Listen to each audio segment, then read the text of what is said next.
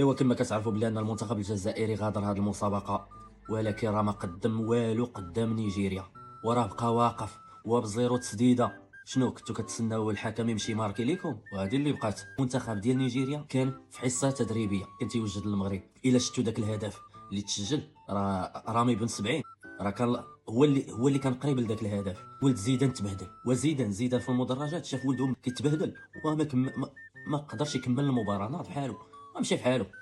وندم مسكين، ندم مسكين ملي صيفط ولده يمثل المنتخب الجزائري.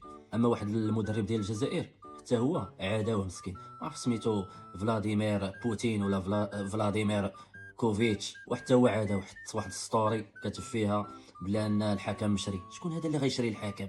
شكون هذا؟ نيجيريا راه بحالك بحالها، حتى هي جايه باش تنافس على هذا اللقب. ولا ياك ما كتقصد المغرب حتى انت؟ والله ما بقيت فاهم فيكم والو. اما واحد المعلق، اما واحد صمتوا. الشوط الثاني من المباراة يجب أن نهنئ نصور نيجيريا ونتمنى التوفيق لمصر، ونهنئ الجزائريين بمناسبة رأس السنة الأمازيغية.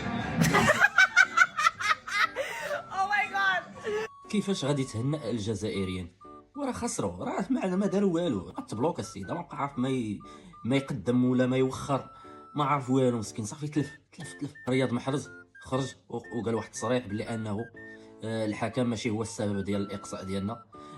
اعترف، قال لك اسيدي بلي ان المنتخب نيجيريا كان قوي. كذبكم كاملين. ودابا شوفوا غير مع نيجيريا دابا وتقسيتوا وخنونتكم كتسيلوا وكتعيطوا وكتبكيو وكتشكيو. كون دابا لعبتوا معنا كره لصقتوا لنا شي باطل عاوتاني ومشكله معكم. والحمد لله تفكينا منكم والله يعاونكم. حنا راه مازالين هنايا، فهمتي؟ ولكن الشرف ديالكم غادي نجيبوه ان شاء الله. كونوا هانيين.